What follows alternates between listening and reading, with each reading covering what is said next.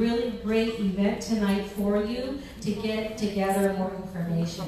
And we've given you some handouts. And my department, so some of you were able to get this teal fold out, if I can just take this. It looks like this. And one of the things that hopefully all of you know is that at each of the high schools, we have what we call career technical education pathways at each of the high schools. Each of the high schools has anywhere from 4 to 5. I think our largest school that has the most pathways is Sweetwater High School.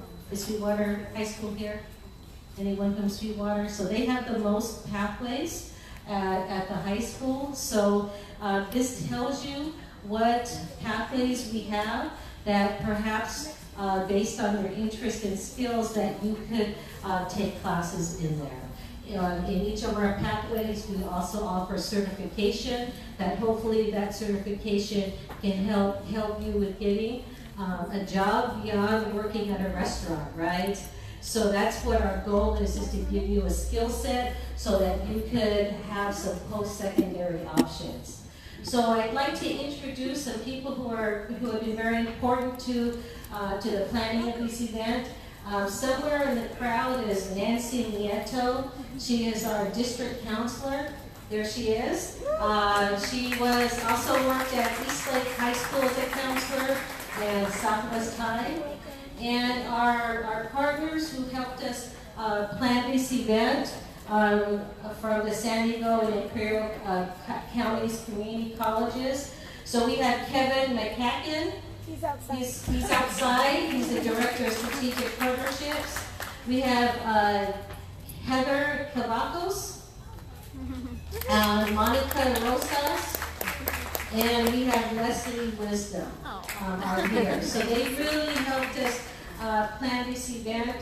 And we still have people coming in, and I'm just overwhelmed by the response of this event. Not knowing that we were going to get this big a response from all of our high schools, but it really talks about the need of the information that you're eager to have. So with this, I'm going to turn this over to Kevin. Are we ready to turn this over, or? Oh, it's Tina. Oh, Tina. So if I can turn this over to Tina. Okay.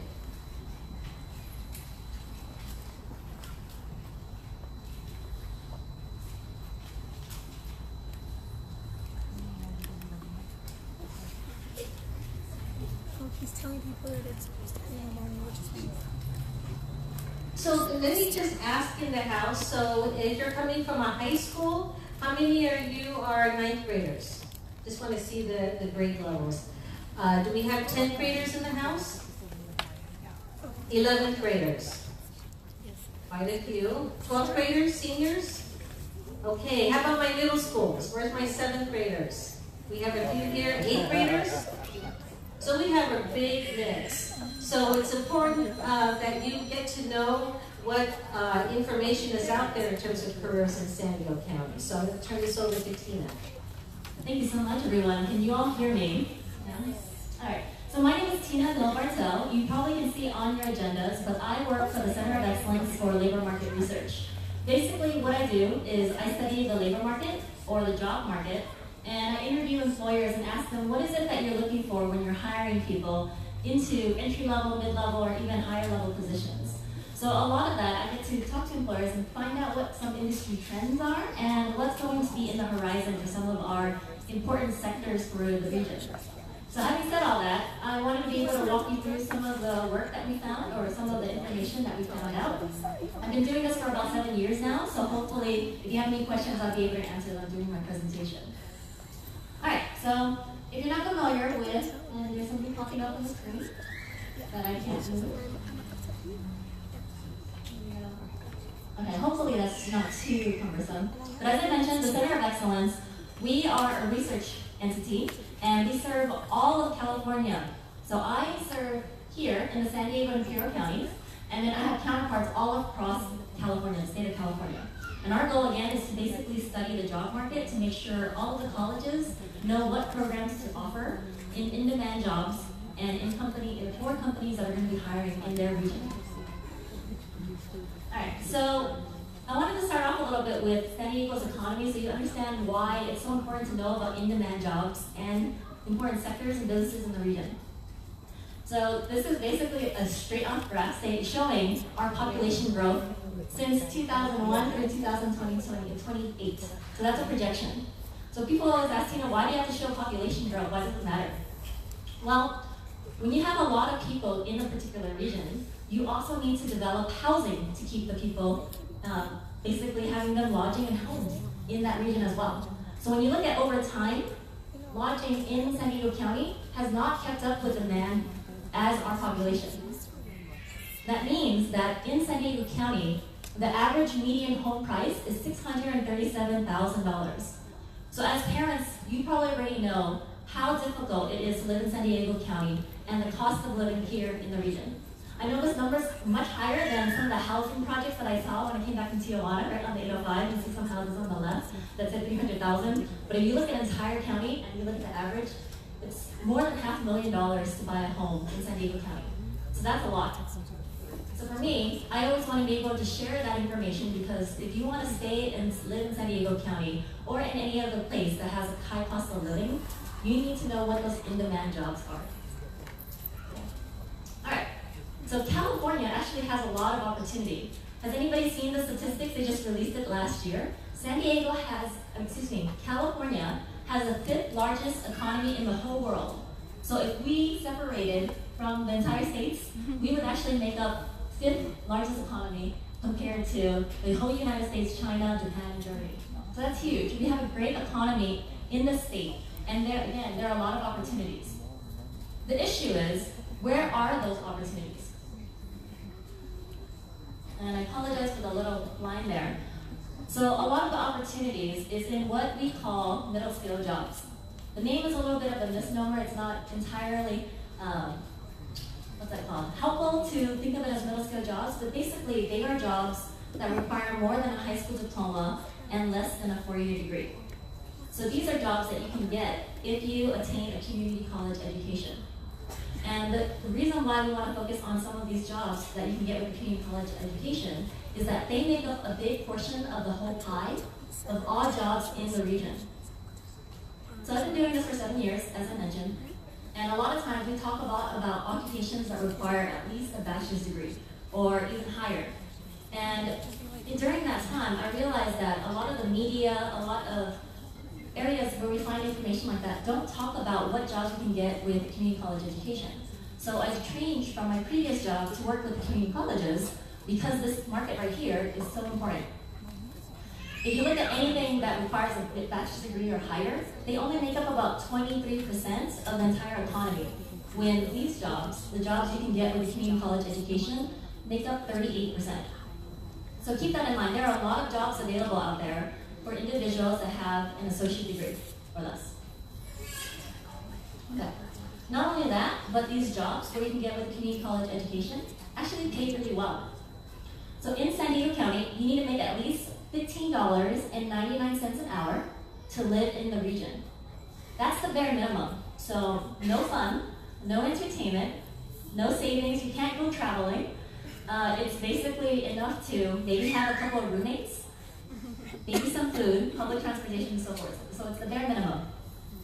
If you look at all jobs in San Diego County, they have about a $19.30 wage. So as you can probably tell, San Diego County has a lot of tourism jobs, and in tourism, there's a lot of low-wage jobs, so that average comes down. But if you look at jobs, again, that you can get with a community college education, they average about $22.10.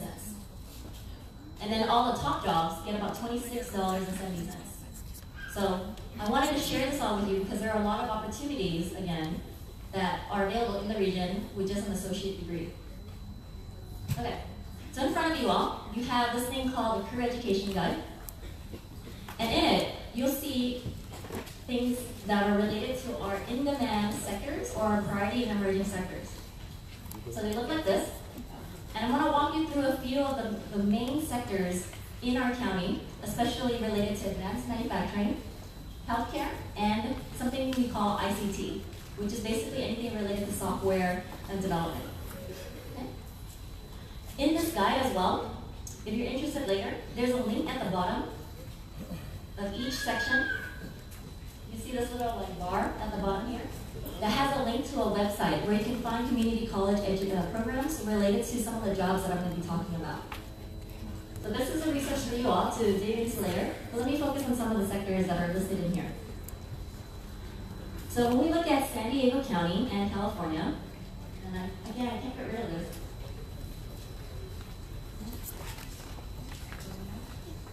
Anyways, these are our top sectors. So we have advanced manufacturing, which is covered up by that little bar. Something called advanced transportation and logistics. Agriculture, water, and environmental technologies. Business and entrepreneurship. Energy, construction, and utilities. Global trade, health, again, ICT, and then life sciences and biotechnology. So if you don't know what these terms mean, there's a definition for each one of these sectors at the top where the section is located. So again, I don't have time to go through all of these 9 sectors, so I'm going to focus on the top 3 for now. Okay, so looking at advanced manufacturing. We have a lot of great advanced manufacturing companies in San Diego County and in South County. I think you're going to hear from one today. But if you look at advanced manufacturing, there's a lot of jobs in engineering-related positions. So engineering positions, we classify them as 2 different types. One are engineers, and others are engineering technicians. So when you look at both of those job types, you see that over time, these engineering jobs are projected to grow in San Diego County. So that's why it's one of our in-demand sectors, because it has a lot of engineering positions. So what are engineering positions called? Here's a list of some of the top engineering technician jobs in our county. So usually engineering technicians are more of an entry level or a level prior to becoming an engineer. And what's really great about the advanced manufacturing sector and the fact that there's a lot of engineering technician jobs is that employers always want to see people with work experience before they get into a higher level. And engineering technician jobs are a really good spot for people to get into, to get work experience before they move on. The reason why I mention this is because if you are from families like myself, growing up, we always had to work. So going to school full-time or working full-time in order to get to a higher level in education. So I went to community college, I worked full-time, but I got a job similar to this engineering technician job. And then I moved on to the university, the 4-year university, and I continued to work. And that made me eligible for higher level positions because I had work experience and I had community college education. So the jobs I'm sharing with you here will show you that kind of pathway. These annual openings are basically the number of job openings per year for each of these jobs. So I just put it up there as a kind of a way so you can see that every year employers are hiring for these positions. And here are all the entry-level earnings. So if you get a job in any one of these positions, you can actually make over $20 per hour for any one of those positions. So that's pretty high. Remember we looked at the graph earlier, and you need to make at least $15.99 to live in San Diego County? Any of these positions will make above that amount so you can survive here. Okay. So I talked about those entry-level jobs. Again, they require an associate degree. But then engineers are higher-level jobs where you do have to get a bachelor's degree, right? And here are some of the engineering positions in our county that are in demand right now. And as you can see, with more education, there's more wages. So here are the entry-level wages for these particular engineering jobs. And they have more demand, so there's a huge demand in San Diego County for engineers, and they pay very well. And I believe the events planners will provide you with a PowerPoint afterwards, so if you want to look up these jobs later, feel free. All right, so that was advanced manufacturing and engineering type jobs within advanced manufacturing. So now we'll look at healthcare. So why is this one of our top sectors? Well, if you look at the population in San Diego County and elsewhere, you'll see that the people who are ages 55 and older are projected to grow in our population. So people are getting older over time, and with that comes with a lot of healthcare related needs, right? My in-laws, for example, are now in their late 70s, they're nearing 80, and they said, Tina, we save at least hundreds of thousands of dollars just in case we need that money for some kind of surgery or some kind of illness that we don't know about yet. So healthcare is booming because there are more health needs.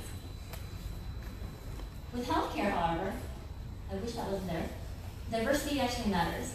So a lot of these occupations come with a stereotype. People think that if you're in healthcare, you need to be a woman working in healthcare. So you see a lot of women working in healthcare. So this blue bar is the percentage of women who work, percentage of the jobs in healthcare that are made up of women.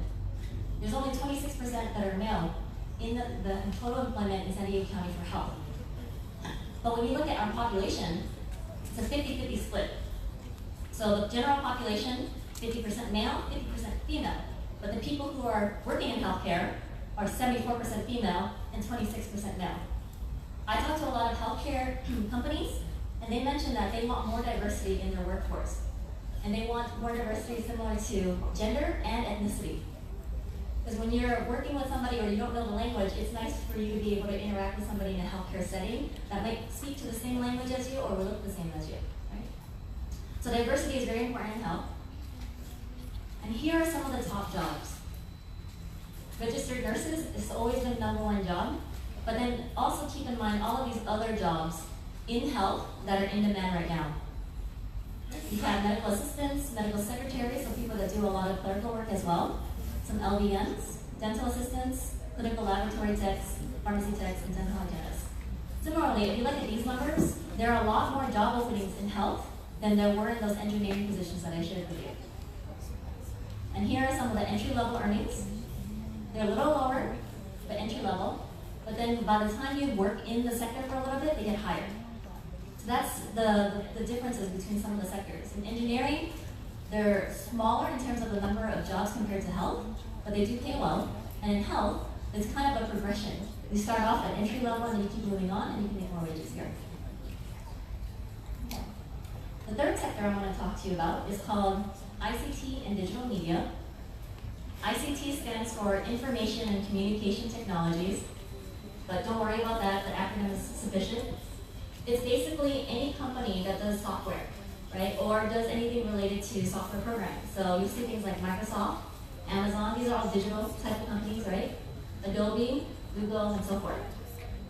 So ICT is a huge industry across the whole nation, right? These software companies are popping up left and right. Everybody wants to work at them. So I always get asked, what are some of the top jobs in this sector? And software developers always come up first. So you can create apps or software for actual computers. There's other positions like user support specialists. These are folks that help out with computer support. Other occupations. So this one's always interesting because the software industry or the ICT industry is so broad and new positions are coming up all the time that we just group them all into one job title. Because there's so many varying types of job skills that are needed that we don't classify them separately. And then computer programmers, web developers, and computer network support specialists. So there's a lot of software or ICT related jobs out there. And again, if you look at some of the wages, they pay very well. But the issue with ICT jobs is that sometimes they don't really require a 4-year degree. So you see on this graph here, there's an associate degree or a bachelor's degree. Depending on the company that you talk to and the job that you're applying for, an employer might hire you if you have an associate degree, but you have work experience, or if you have some kind of portfolio of work, like examples of your work. Other employers might not care about your portfolio, and they just want to know that you have a bachelor's of science in computer science. But there's a lot of opportunities for both ends. So it really depends on what pathway you take and which jobs you apply for. So keep in mind, ICT is a little bit of a blur because you can apply for the same job with different credentials. Okay. So ICT is very confusing. Software, people are always like, Tina, what do I learn coding in? Like, what kind of language should I know about? So I looked up all of the top coding programs for each of the main sites that we probably go to, like Wikipedia, Facebook, Sony, all of those companies. And depending on the website and depending on the company, you learn a different language. So when I inform colleges, oh, you might want to teach this, or you might want to teach that, that's kind of dangerous because you don't know what students are going to be hired by which companies, right? So there's a lot out there. These are the top languages so far. And then I also get asked every year, Tina, what are some of the top certifications for software positions? Because employers always say, we want you to be certified. We want you to take this examination. So I looked up the top certifications, and in 2014, this was the list of the top software certifications across the whole nation. I see people taking pictures, that's great. Don't get too excited because in 2017, that list totally changed. So there's a whole completely different list of certifications. So I mentioned earlier, a lot of these software jobs change all the time. And then the top skills, the languages, and the certifications change all the time. Just for fun, I looked at it again in 2018, a different list showed up. There's also an interesting fact in this. So there's some new certifications that popped up that didn't show up before. One is project management professional, so I'm PMP certified, they do a lot of project management. And there's something called a certified Scrum Master. Anybody here know what a Scrum Master does? It sounds kind of weird, right? Oh, well, that one person does. So I'm not too familiar with the industry, but my brother works as a computer programmer, and he said that the company had to hire a Scrum Master because all of the software developers were not getting along, and then none of the projects were getting done. So they had to hire somebody to basically handle them and make sure the project moves along. So even in these types of companies, if you're not good at software development, you probably don't want to sit in front of a computer and code all the time. If you're good with people, there's a lot of opportunities in those types of software companies for people like you. Right? So know yourself in what you like to do, because in each company, there's usually some kind of job that is available that's associated with your interests. What the heck is that? So I would like to show this because when that came up, I had to ask my brother, that sounds so weird. Okay. So ICT changes a lot, and software companies have so many different requirements, you're never going to keep track of them. I've been doing this for so many years, and every year I have to tell the colleges something different. And so we found that some things that you have as a trait might actually help you whenever there's new changes that happen in the industry or in the labor market. So for the future of work, we're going to focus on soft skills. You probably hear the word soft skills a lot. A lot of people call them soft skills, essential skills, 21st century skills. There's a whole bunch of names for them. Back when I heard about this, we called them street smarts, right? Like how to do things in the street level, right? Like your personality traits. So the reason why soft skills are so important is that there's been a ton of research. Here's just one, that Google employees, when they surveyed Google employees and interviewed them, they asked them, what is it that makes these Google employees so successful? Well, it turns out it was these 6 soft skills, basically their traits. These individuals, people who work at Google, that were successful at Google, were good coaches. They communicate and listen well, so they're active listeners. They possess insights onto others' different points of views and perspectives, especially people of different cultures and different generations, because you're going to work in the workforce. You're not going to be working with your peers all the time. You'll be working with people who are much younger than you, much older than you, people who've lived abroad in other countries, some people who've never even left the country.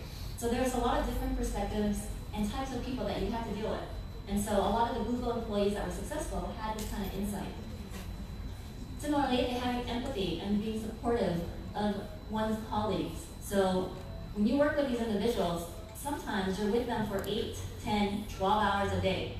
So if you're not going to be able to get along with some of your colleagues, you're not going to enjoy that workplace. Right? A critical thinker. So nowadays, if you are so bombarded with technology, you are going to have to be able to figure out how to figure out solutions to problems without relying on your boss. So for me, I have a research analyst where I said, you know what, I'm doing a presentation tonight, I have a meeting today, I have a report due tomorrow, I do not have time to tell you what to do. I need you to get this done by this time and by this day. And then I told him all the specifics and requirements, and then I just let him go. So he had to be a problem solver and a critical thinker to figure out how to get from A to B without me walking him through the steps. So a lot of employers really enjoy people who can do that, where you present a problem and that individual figures out how to solve the problem without somebody holding their hand throughout the whole process. And then finally, being able to make connections across complex ideas. So my family was, my parents were refugees from Vietnam, so growing up, we didn't have a lot, so we worked all the time, right? I told you I had like multiple jobs. I counted the other day, we had about 12 jobs that I had over the years before I actually got my first full-time job. And so every job asked me the same thing. So this job that you're applying for does not relate whatsoever to the previous job that you had. So why are you applying for this particular position? Well, I told them the skills I learned in the previous job, and I said that these skills apply to this job in these ways.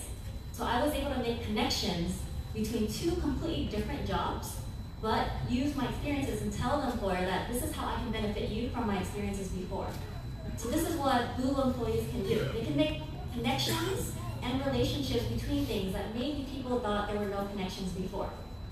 So again, if you've had a whole bunch of odd jobs like me, you know, how do you say, I'm Vietnamese, my family's from Vietnam, how do you connect a Vietnamese nail technician to somebody who writes articles for a newspaper, right? Or how do you connect that to somebody who is doing labor market research, or I do research? Well, as a nail technician, I talk to people all the time. And I had to interact with individuals and tell them, hey, 5 minutes, 5 minutes. But really, you know, it's like 15 minutes later. Same thing now. I tell my coworkers, okay, this is due tomorrow, but actually, you know, it's actually due 2 days from now because I know the time lag, right? So there's always these types of skills that you learn along the way among various jobs. So soft skills are a huge thing. There's going to be a whole bunch of automation going on.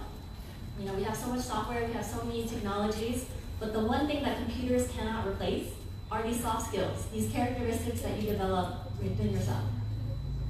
All right? So the last thing I want to share with you all is a process that we at the community colleges want everybody to be able to know about if they don't do it themselves, so that way they can go through career exploration. So, you know, when you're going through school, people tell you what courses to take or any GPA exam and so forth. But the one thing that I wish I knew more about was myself. So the first step into getting into the workplace or in the world of work is knowing yourself, your self-awareness. What is it that you like to do? What is it that you're interested in? And what is it that you don't like to do?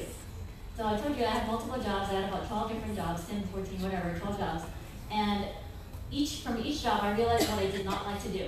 And I quit that job very quickly, right? So that self-awareness helped me with exploring careers. The second step is career awareness. So now that you're here and you have these tools, you have a list of occupations that are in demand, right? Just knowing that these occupations exist is a good next step. And then you can start exploring different careers. It's okay to not have the perfect first job. It's okay to not have the first perfect 5 jobs. Eventually you will get there. But while you're doing it, be prepared. Get an internship, do job shadowing so you can be prepared for the world of work. Practice, you know, do work on the job, and then train for those particular careers that you're interested in. Again, even if that's not going to be the career that you retire with, at least you'll learn the skills from one career that you take on to the next.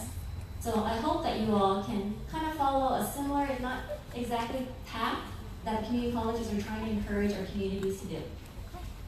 So with that, I think I have a timer. 5 minutes. And I think I was allowed 5 minutes of Q&A. Yes. So we're good? All right. So that was my presentation. I hope you were able to get some ideas or be a little bit more relieved about the job market in the region, despite our cost of living. And if you have any questions, we have 5 minutes to go through them. Yes, in the back?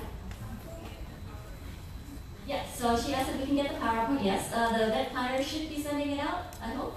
Yes, I get nods, yes. And a lot of the occupations that I listed are in the list here. The ones that aren't in here are the ones with the bachelor's degree or higher, just because this is promoting community college education, and so we focus on the jobs that you can get with a community college degree or certificate. Oh, sure. So it will be posted on the district's website under College and Career Readiness, and then we'll also send it out to all of our sites to post it on their websites. Any other questions? Well, if not, I appreciate you all spending the time with me today and listening to some of the research that we have. If you have any other questions, feel free to reach out. I'll be here. And I think we are going to move on to the next presenter or the panel. Thank you very much. Thank you very much, everyone.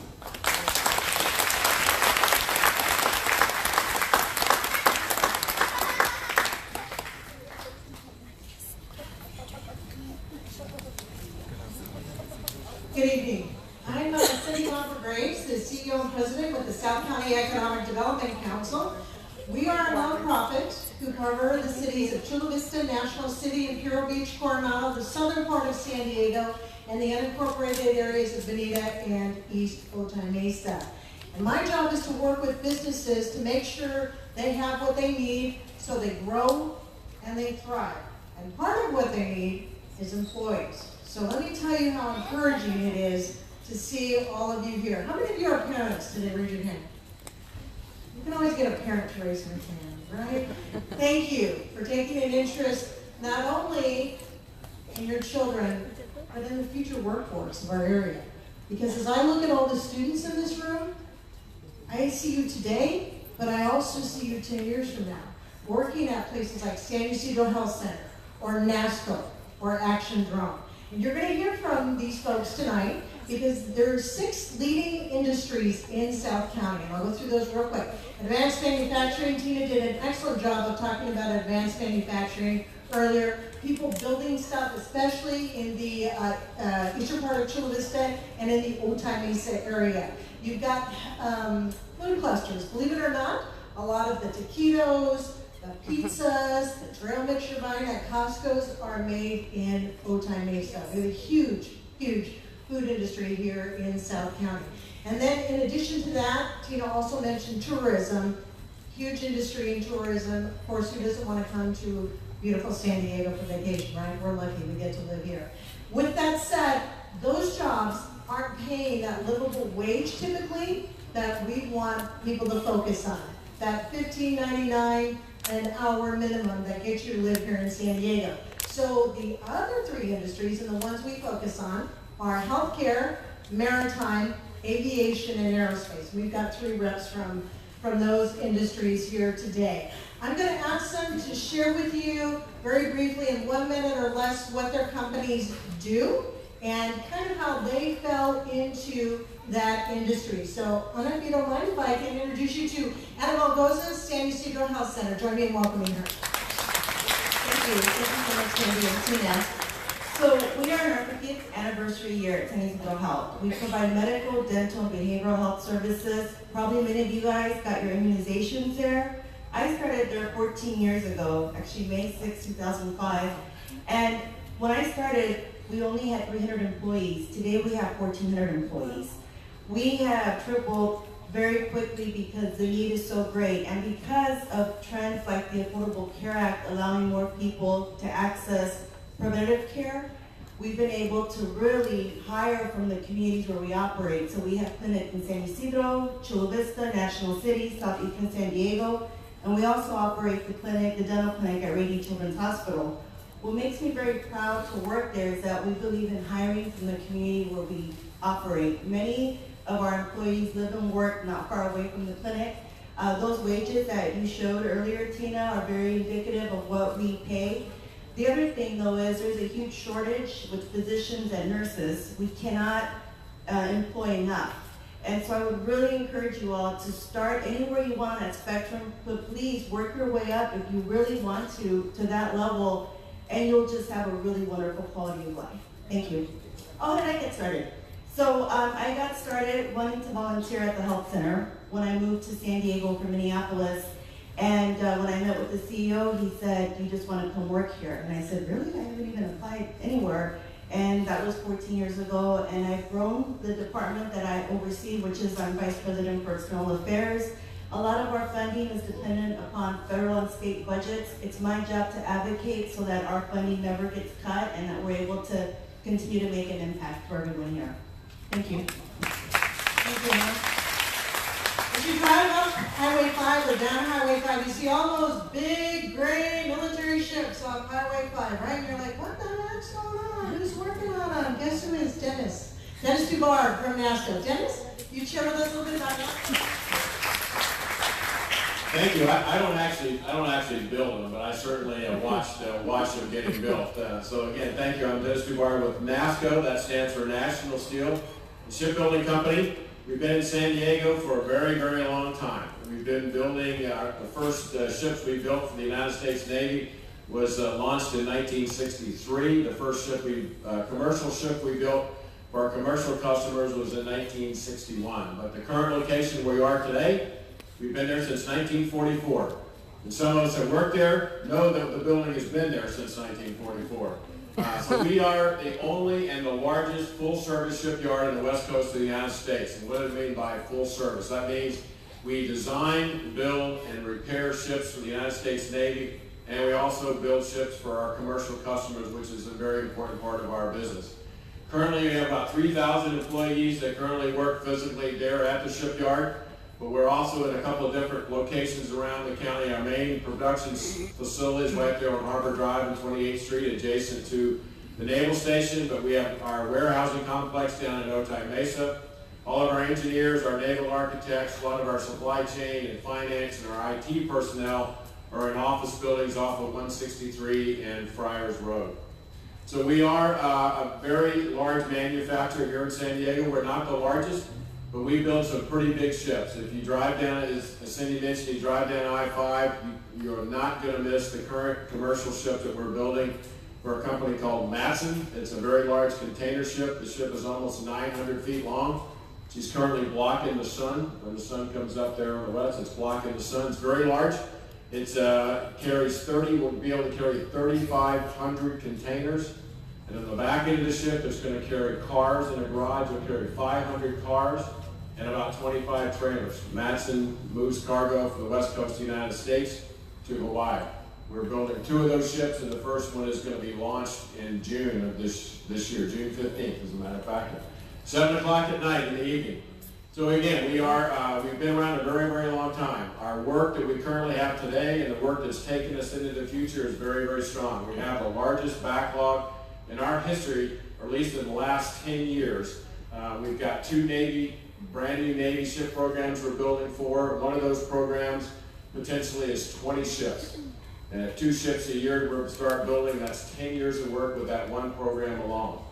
On Navy repair, that's a very big part of our business, repairing and modernizing current and active Navy ships. There's about 55 ships homeported here in San Diego for the Navy. That's going to grow to about 70 over the next several years. So they need to be repaired, and modernized, and we do that at NASSCO, a very important part of our business. So I've been at NASSCO 9 years. Before that, I spent time in the United States Navy, flying airplanes and driving ships.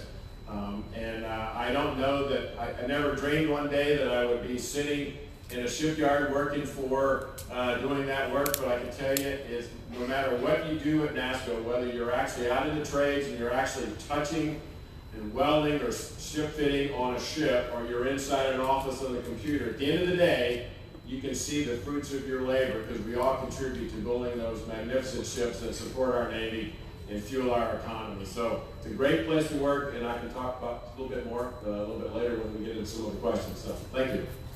Thank you very much. So parents, those of you who raised your hand, have these words ever come out of your mouth? Stop playing video games and get outside and have some fun, right? Or stop playing video games, put down that controller and do your homework, right? So I made the same mistake as a parent. Why you kids are like, yes, it's a mistake. Wait till you hear some of the skill sets we'll talk about later that you need to fly a drone. With us today is Darryl from Action Drone. He's going to tell you a little bit about Action Drone and has an extremely interesting story that he and Cheryl, his wife over there in purple, got into the drone business. Darryl, join me in welcoming Darryl. Thank you. I'm the rookie here. They've been here for a while. My company's only 5 years old, but the industry is also very young. We're actually in the process of developing it. So my company is very lucky that we are in this position, and that we're actually in this sector of San Diego, because San Diego, or Chula Vista specifically also, is considered a test site for drone technology. And so my company, basically, we help City of San Diego, the County of San Diego, and all these other entities that are looking to integrate drones into the airspace. We're the ones that are actually advising them and helping them build their technology. How I got into the drone industry is completely weird. I have a psychology degree background, and now I'm doing aerospace. So, but what got me to what I'm doing now is basically what Cindy said. I was playing a lot of video games. I didn't know what to do with it, so I made video games real, and now that's how we actually fly our drones. We play video games. And majority of the time, when we actually do a lot of testing for potential pilots, basically we started looking at the test course, and one of our questionnaires is, hey, do you play video games? And as soon as they say yes, majority of the time they can actually fly the drone. And some people that say, hey, no, I don't play video games whatsoever, their hand-eye coordination is bad. So what ends up happening is that we tend to focus more about really helping them to learn how to fly a drone. And so my job is pretty unique because we're actually a type of company that is right now creating jobs, or trying to create these positions of what drones can do. And so we're hoping that the next generation will actually be the ones to man this new industry. And I'm really glad that a lot of kids, or a lot of the younger generations, still play video games, because I designed my company around it. So I'm hoping it'll be a really easy transition for you to be a part of our industry. Thank you, Darryl. So you kind of got to look at a little bit about what those industries, aviation and aerospace, maritime and healthcare, look like today. But you're not going to be in the workforce just today. Maybe you're not even going to be in the workforce today or tomorrow. Maybe it's a couple years down the road. But you're for sure going to be in the workforce 10, 15 years from now if you're a student, 20 years from now if you're a student. Some of you parents are going to be in the workforce 10, 15, 20 years from now. So my question to you, panelists, is what's going to change about your industry in the next, let's say, 15, 20 years? Anna, you want to go first? So as Tina mentioned, when the slide showed growth in people 55 years and older, we're experiencing that right now. Some people refer to it as the silver tsunami. And why that's important is because in our service area here, if you look around, we have a 60% growth of people, which means that people at that age are going to require a lot of appointments, diabetic care management. We have a lot of people that have diabetes. And so what they want is someone that can help them maintain a healthy lifestyle. So what I always tell people is, if you really enjoy having that cariño factor, being able to really be patient with people, really see them improve their lifestyle and their health, healthcare is just a wonderful, wonderful opportunity for that. The other thing I want to say is, if you're bilingual, you speak Spanish, Tagalog, that is such a huge asset, not only because you're able to communicate, but there's also that cultural proficiency. I'll tell you a really quick story. Our doctors are really good at working with our patients and getting them to comply with their medicine. One of our patients came in and said, I don't have a clock in the house. That's why I always forget to take my medicine.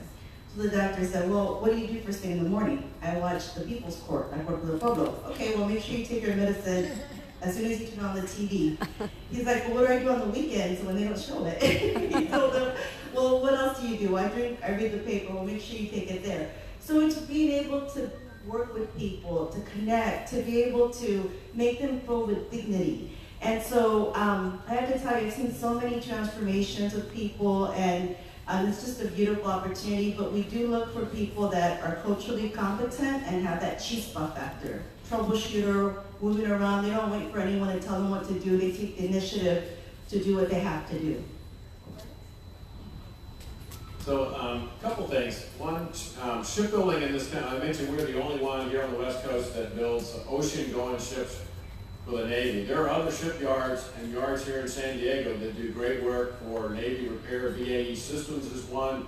Huntington Eagles, their facility is right underneath the Coronado Bridge. And there's a really great facility down called Marine Boat Works down in South Bay and Chula Vista. They repair high-end yachts, but they also do some Navy work as well. So that industry is very critical here, I think, in San Diego, and has been for a very long time. The fact that the United States Navy has been here almost as long as we have, they're going to be here for a very long time, and they need work, and they need their ships to be repaired, and we need ships, and they need new ships to replace the old ones. So I see us staying here for quite some time. But when you look at manufacturing, shipbuilding around this nation, there's only a handful of shipyards that do this. And I think there's certainly consensus in folks in Congress and other places that this is a critical manufacturing capability that we want to retain here in this country. and especially want to retain that here in San Diego. So I think the future for us, at least in the next 10 to 15 years or longer, looks pretty good. Looks pretty good for the work that we've got coming down the pipe. The other thing I would say is that if you want to know, somebody mentioned the other day, the old saying, if you don't know where you're going, any lane will work. So I think you kind of need to have a plan of what you want to do. I'm kind of diverting a little bit, but sitting here and thinking about my kids. I have 3 daughters. 2 of my daughters are graduates at UC San Diego, and my 3rd daughter is currently a sophomore at UCLA. And one of the things that I keep telling them, because I didn't do a very good job when I was in school, is that while you're in school, there's a lot of, outside the class, there's the classroom, but there's a lot of things that schools today offer you that you probably don't take advantage of. And when you get your diploma and you graduate, it's too late to say, oh gosh, I wish I would have done this or I would have done that. So take advantage of those opportunities that your schools provide you today, from outside activities to clubs to sports, you name it, because they're there to help you, and it makes you a very well-rounded person. I pushed my daughter quite a bit up at UCLA. UCLA is a wonderful campus, it's a wonderful school, and I don't want her I want her to study, I want her to graduate, but I want her to take advantage of everything that university has to offer, because when she graduates, it's too late to go back. But take advantage of those opportunities when they are, because they're, in a lot of cases, they're kind of few and far between. So basically, our industry, like I said, it just started. But what I'm seeing is a trend of where the drone industry is going. So 10 or 20 years from now, the drone industry will probably be normalized. You're going to start seeing companies really utilizing the technology for whatever they need it to use. So right now, almost every industry is asking me, my company is getting pulled everywhere to actually develop new process of how the technology is used. This goes into agriculture, police department, GIS, I mean, you name it. I'm getting pulled everywhere. Even the most random stuff, you know, I mean, I have people asking me to fly the drone inside some random chimney. I'm like, no, I can't do that. But it's kind of weird because we actually did it. And so, no matter what, I try to solve these problems, but what I'm seeing is that almost every industry is touching this technology. So what I'm going to end up seeing is that, one, we're going to have a bunch of operators, a bunch of pilots that are going to be needed. And unfortunately, we already know that not everyone is going to be able to operate these drones because they're not as easy as we think they are. Just like how many pilots are out there in the United States.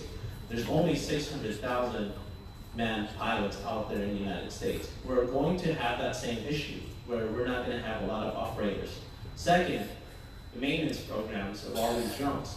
These drones require flight hours maintenance. So when they are going to exceed an amount of flight hours, they need to be sent to an area or a manufacturer or companies like myself that can actually do maintenance on this. Then there comes the technology aspect of it. How do you develop? How do you integrate? Then we're going to need engineers and all this stuff. But I think the engineering part is going to be the minute aspect of it. Operation of it is going to be the biggest. So how I see it and how we're envisioning our company, so imagine all the companies in San Diego already using drones because it just really makes it efficient for them. They're going to start ordering these drone operators to, let's say, inspect this dam or inspect this bridge. What's going to end up happening is, look at Uber, right? Well, imagine when these companies just go through their application that we've developed, they're actually just going to order the pilot to do whatever that we've certified for, and then they're going to go out and do the job. Right now, most of these jobs, they're actually paying pretty well. So we have colleagues right now that are actually up north in Northern California doing the inspections for power lines that went through the fire, and they're getting paid $600 a day. So imagine what it will do when the industry actually accepts this technology as a normal way of actually doing business. And that's really where I think 10 or 20 years from now, this industry is going to go. In fact, if you paid attention to the news over in Paris, the incredible tragedy of the Cathedral of Notre Dame, the Paris firefighters used a drone to try to figure out the best way to attack, to try to put that fire out. They used a drone. Thank you. Got folks interested. How do I break into healthcare, maritime, aviation, aerospace, or Darryl, how do I start my own company? You guys want to share just a little bit of advice for folks wanting to get into your industry? Vince, let's start with you. Sure. So I think we have we run the gamut of skills and employees at NASSCO, from very highly skilled naval architects who are the folks that actually design our ships in a 3D product model. We have numbers of engineers from structural, electrical, mechanical, kind of all flavors of engineers. All those requirements, most of those cases require a degree, some for it and some specialized training. Then we've got salary, finance, supply chain. Our supply chain department is huge. And then we've got the production workforce, welders, ship fitters, pipe fitters, electricians. And so we run the gamut. We have a huge swath of employees in the different areas of the company, whether you have a degree. In some areas you don't need a degree. We also have, interesting, our workforce is a very diverse workforce. 60% of our employees, English is not their first language. We have about 30 different dialects of folks who have self-identified, so we have a very diverse workforce that we think is a very strength of our workforce. So there's a lot of paths to getting into our workforce. One of the things that we started probably about 3 or 4 years ago, we have an in-house training program. So you could have been working at McDonald's last week and come down to NASSCO and apply for a job to be a welder, and we'll train you. It's about 8 to 10 weeks. It's a pretty rigorous course, but we train you. You get paid, you get the benefits. You get the benefits of working for one of the top third defense contractor in the country behind Lockheed Martin and Boeing. But we train you, and we found that if we needed skilled welders, they're just not showing up at the front gate looking for work. So if we need them, we got to train them. So we do that. We've done quite a bit of work in revamping that program. We've got some great help from the state of California on some grants to help out. We've got some great things we got from the city of San Diego. So again, we will take entry level with not a lot of experience. In most cases, you just need a high school degree or an equivalent and be certified to work here, authorized to work here in the state of California. The other thing is we do Navy work, but we're fortunate that a lot of the Navy work we do does not require a security clearance.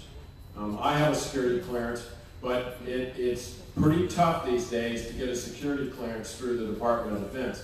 So we're fortunate that you don't need that capability. So I think the one key for us is that if you're willing to work and willing to work hard, we're willing to train you and provide you a career and a good living.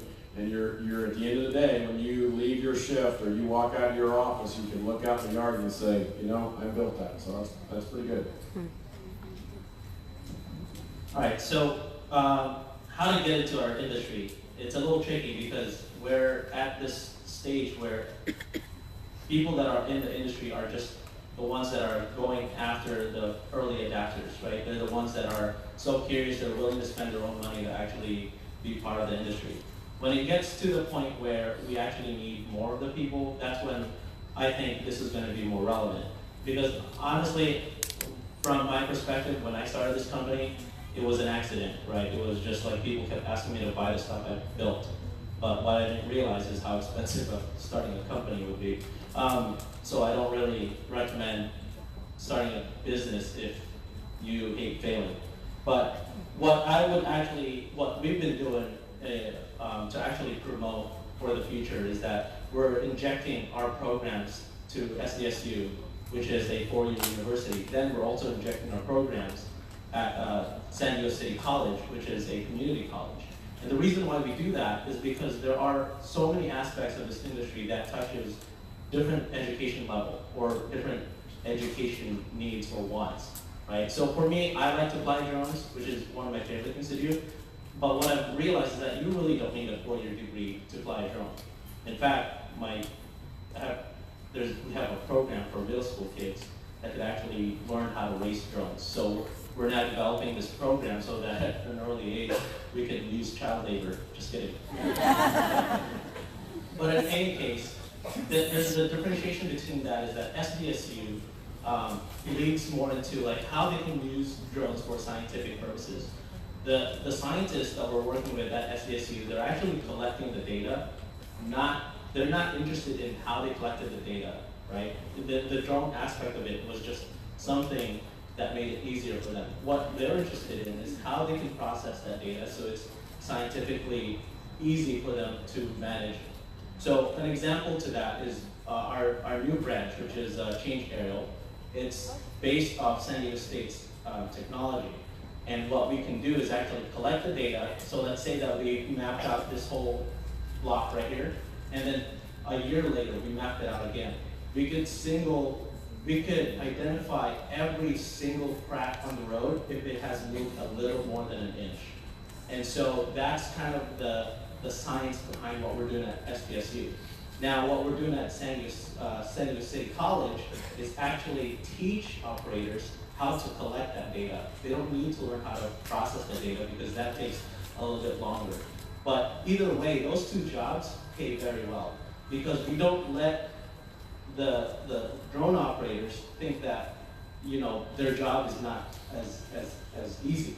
It's actually very difficult. In fact, they're the ones out in the sun, burning and actually operating and flying the drone and risking a lot of the safety stuff, right? While the scientists, they sit in a cubicle or in front of a computer, but they put so much effort in actually understanding the data behind it. So that's where we're going in regards to the job market. But if you really wanted to get into the industry, you want to ask yourself, where in that industry do you want to be? Do you want to be on the science part where you're processing the data, or do you want to be on the operations part? But what we are doing is making sure that when you guys are ready to answer that question, we're already prepared the schools to actually be able to accept you and figure out and help you to get into our industry. That's a really great lesson because I think, going a little bit off script, but my husband just retired this past year. He was a local 89 laborer. He built bridges. So our daughter, who was in middle school, likes to tell people, my dad built that bridge, he built that bridge. But the beauty of that was that he was able to retire at 55 with a pension. And there aren't many jobs that offer that. So make sure that as you scout careers, you also look at the viability of those careers.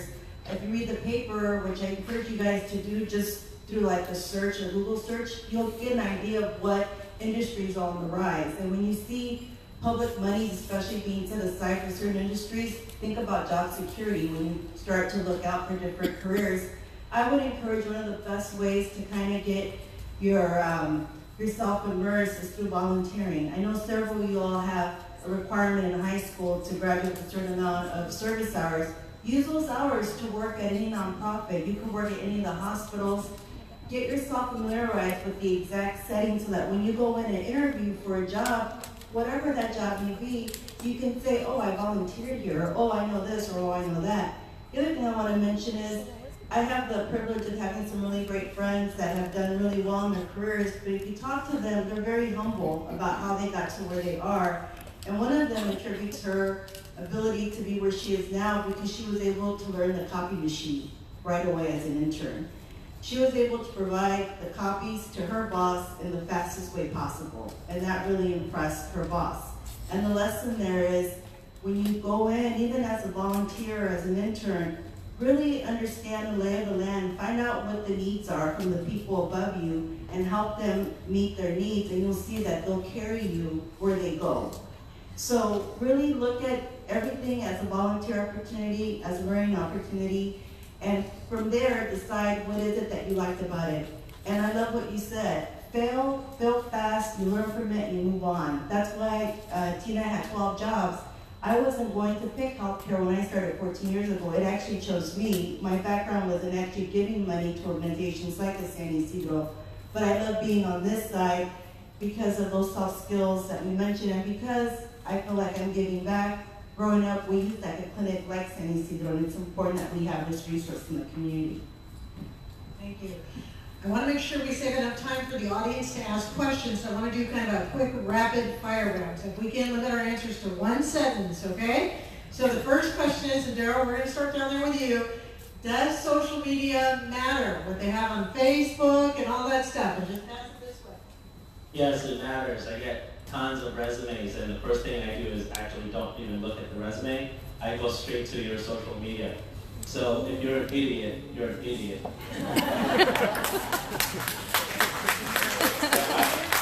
I couldn't have said it any better. I think, when all else fails, just don't hit send.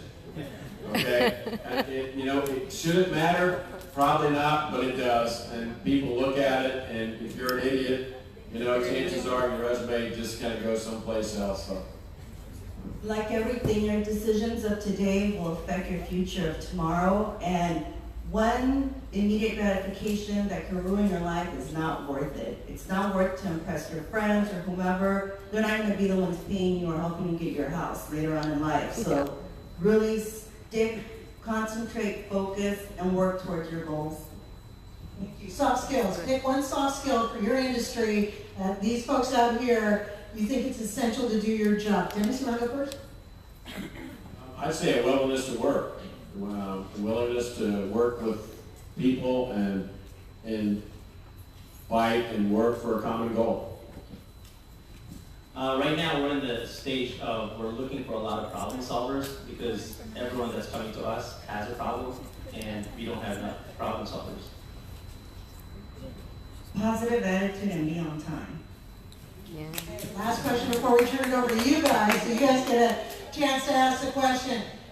If I had to do it over again, what would I do differently? Because they're looking at you and they're saying, well, they're really successful in their field. How do I get to do what they do? But we all know you've made mistakes along the way, or you've taken opportunities maybe that have led you to where you are today. So good or bad, if you had to do it over again, you would or wouldn't do what?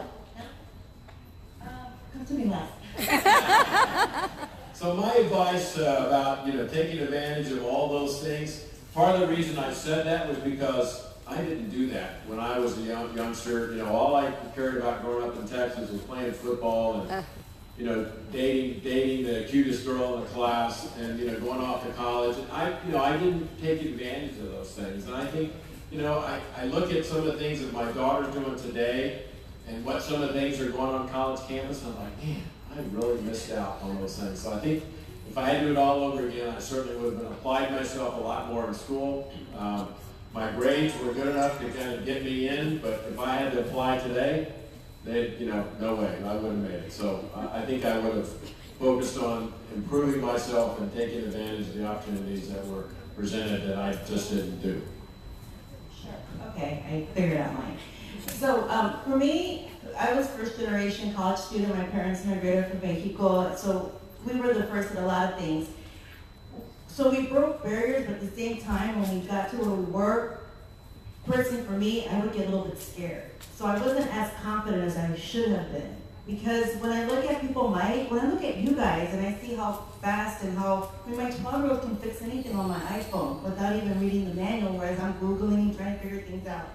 So take that confidence, that energy, and really harness it, and really use it to prove yourself, and don't be afraid to make an impact. Do not be afraid to make an impact, because if I could do it over again, what I'm doing now as a 45-year-old, I wish I could have done as a 25-year-old.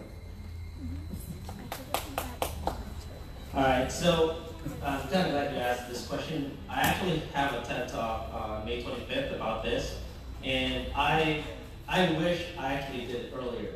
My problem was after I graduated college, I wanted to show off, and so I bought stuff I don't need, and basically wanted to tell people that I'm rich, but I wasn't. So I ended up spending all my paycheck and all my money, even though the bank paid me well, because I was in banking. I don't know how psychology banking, right? But I was in banking, and I spent all my money trying to impress my parents, my family, my whatever. Everyone, I wanted them to think that I was successful. Well, what ended up happening was, it was the reverse. I felt successful, but I was not happy because I wasn't doing things that I actually wanted to do. It was a turn of event that really changed my mind, where I actually had to reset and ask my parents and my parent-in-law to help me out and see if I could get out of all this problem. Then I was able to actually really figure out what I wanted to do, which is what I'm doing now. And so I wish I did not waste 11 years of my life doing stupid stuff and actually just focus on the things I love to do. Let's give it up for our panelists who've done a great job tonight. Thank you, Lance. Thank you, Dennis. Thank you, Darryl. But don't leave yet, because we want to give you a chance to ask questions. Does anybody have questions for our panelists? Do you have one back there, man? You messing with me? Okay, anybody? You're all too shy? Yes, please. Can any of you talk about turnover in some of your industries? Okay, the question is, can you talk about turnover in your industries? Who wants to take that? So, a lot of times our industry tends to be a little cyclical in nature. We're only as good as the last contract we got. So we do have some turnover. I think it's in this around 10% or so. But some of that is just people elect to leave. But our industry tends to be a little cyclical in nature. It's anywhere from 8 to 10%. Actually, we just had our employee service awards, and we have some employees that have been with us for like 48, 49 years. When you find something, you stick with it that you love, right? However, the reality is, especially with you all being the millennials and then some, studies and trends have shown that you guys switch jobs every 2 years. So that might be part of that, I don't know if that's a bad statistic, to be honest with you. I think it's just everyone's responding to the needs of the industry. So I won't be mad if change, but just know in healthcare, it's not really that much of a turnover. Our industry is so new, I think we don't have a turnover. So, and in fact, the government has no data. That's why Chula Vista became a test bed, so that we could actually give the federal aviation some information of what our data looks like. Over in here? Yes, sir, San Ysidro please. State, yeah. Yeah. Do any of you offer internship programs? We do, and we also have a program we call a professional development program, where we bring individuals in and they actually rotate. It's a 2-year program. They actually rotate a certain period of time through all the departments. And at the end of that 2-year process, they get an opportunity to say, I want to be in engineering, or I want to be in production, or I want to be in planning. So we do have both interns and a program we call PDP, a professional development program. Mostly they're young folks. A lot of, we've done a few high school interns, but most of them are college students. We used to offer internship programs, but we have an application in the size of my desk. And so I actually closed it because we just really can't accommodate the internship. And we've had other areas that will actually need internship pretty soon, but we haven't mentioned it yet because I'll get flooded again. Our internships are actually posted on our website, on our career page, and when they come up, they're actually be posted, post jobs on. We have a partnership with Southwestern College for nursing, also phlebotomists. There's a lot of different internships that we offer. Social work with San Diego State University. So yeah, that's actually one of the best ways that we hire is through our interns. And they like it, there's a good match, and it turned out to be a good marriage. Other questions? Yes, sir, in the back. How does someone become a marine architect? How does someone become a marine architect? And this guy wants to know what type of lawyers are in your industries? What type of, I'm sorry? Lawyers? What type of lawyers are in their industries? Anybody want to take that? So the naval architects and designership, there's a couple of programs, colleges in the country that offer that curriculum. One of them is the Webb Institute. It's a college in New Jersey. University of Michigan, Wolverines have got a program. I believe San Diego State, their college engineering program, which is a very good program, has a naval architecture curriculum. And then the second question about attorneys. So we have in-house general counsels at NASSCO. We have, I believe, four attorneys, and they focus a lot on contract. We also do a lot of contract with the United States Navy for the work we do, plus in our commercial. So there's a lot of contract law they go through. There's a lot of proprietary data and export compliance issues that they have to work through. So they're pretty busy. Like I say, we have 4 in-house general counsels at NASSCO. So we provide close to 500,000 visits with patients, close to 100,000 patients. 1 or 2 visits is bound not to go as planned, right? This is human nature. So we have a lot of, we have legal counsel that we contract with to help us. The medical field is very litigious, so there's a lot involved. So if you want to do healthcare law, HIPAA, patient rights, there's a huge, huge way to get involved with law and also with healthcare.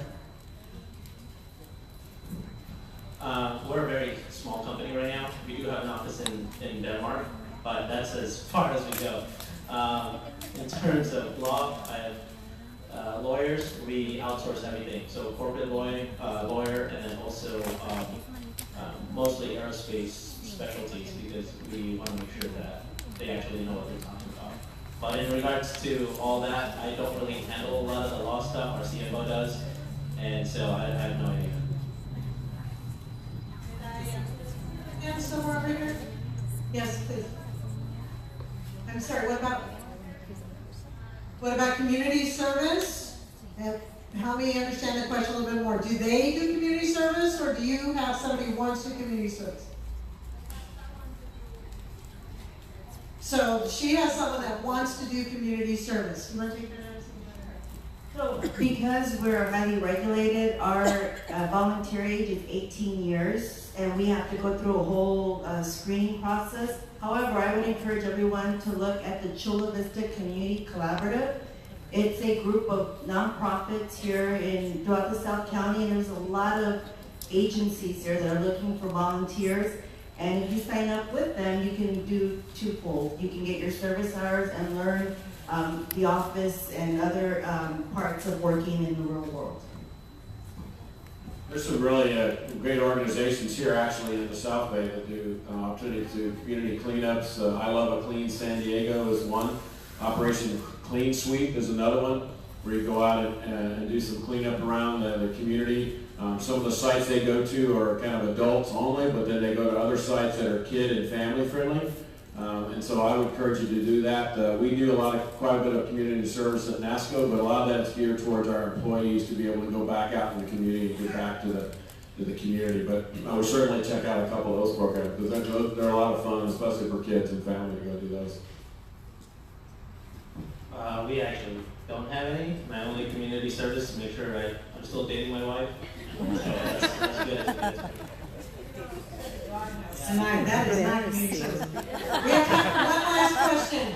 Anybody have one last question? Yes, please. I already know on the health regarding females there, majority and something like 75%. How about NASSCO? So demographic profile, genders for NASSCO. On the production side, we're touch labor. We're probably, females is probably about 8%. We'd like to have more, for sure. But that's where we are. The vast majority of the females at NASSCO are on the salaried side. Let's see, we also, on the veteran side, we're about 11% veterans at NASSCO, and we're actually trying to increase that number as well. So Dennis, let me ask you a question. I'm a woman, let's just stretch here. I'm 18, we're early stretch here, and I want to become a welder, and I have no experience. Would you consider me at NASSCO? Yeah, where's my lawyer? Now I need my legal. That's why we have legal lawyers at NASSCO. Keep guys like me from getting in trouble. But yes, we would, like as I mentioned earlier, we do have an in-house training program. It's actually, again, it's 8 to 10 weeks long, and you do get, you either work on first shift, which is primarily 6:30 to 3 in the afternoon, or you could be on second shift, which is about 4 to midnight, I think, somewhere around that time frame. But it's 8 to 10 weeks long. You get paid, you get benefits, and then when you're done, when you graduate, you need all the certifications to be a welder. Then we actually turn you loose out of the yard to actually go out and build some of these magnificent ships. But we also provide you a mentor, because we just want to turn you loose and say, have fun. We want to make sure you're going to be successful. One of the things we emphasize a lot in our business is safety. Safety is a big part of what we do. We've got a lot of moving parts, a lot of big things going on out there, We want to make sure that when people walk in the morning, they walk out the same way they came in, so safety is a big part of that. So yes, if you want to be a welder at NASSCO, there's a path for you to do that. Let's give it up for our panelists one more time, okay? And we just want to give a huge shout out from South County, EDC, the Sweetwater Union High School District, and all of you, because you are making South County better by being here today and being part of this experience. All right, thanks to you, Elaine. Thank you. So I want to thank all of you for being here tonight, and I'm hoping there's some big takeaways for each of the families. And so one is, we know that you need to have some information about what's available out in the state, in the city now, so that you can make some plans for your future. We need to have your son, daughter think about where their interests and their skills lie, right? So, and that's probably an area where our schools can do a better job. And many of our schools do a career inventory in the 9th grade. If you're in the 9th grade or you're an upper grade, I would suggest you bring that out and re-look at it to see where those interests are. It's a little difficult to make decisions about what college you want to go to if you're not sure about where your interest and your skills are. So those are some big takeaways that I would say. Another thing is, if you are not involved in your school in activities, and there are lots of activities and events that go on. Actually, Darryl mentioned we do have a drone event at the high school, the NAVAIR, and I think Sweetwater High has hosted that. So there are a lot of activities that are sponsored at the high schools to get your interest. It's kind of hard to know where your interests are if you don't kind of jump right in and start doing some things to see if that's something that you're interested in. It's kind of like when we ask you to take art, and usually the first response is, well, I don't know how to draw. And our response is, well, you don't need to know how to draw. We're going to teach you how to do that. So we need you to be bold. We need you to be courageous and taking some things that are out of your comfort level to kind of see where your skill set is. You will never know what you're capable of doing if you don't put yourself out there. So that would be the biggest message I would have for all of you.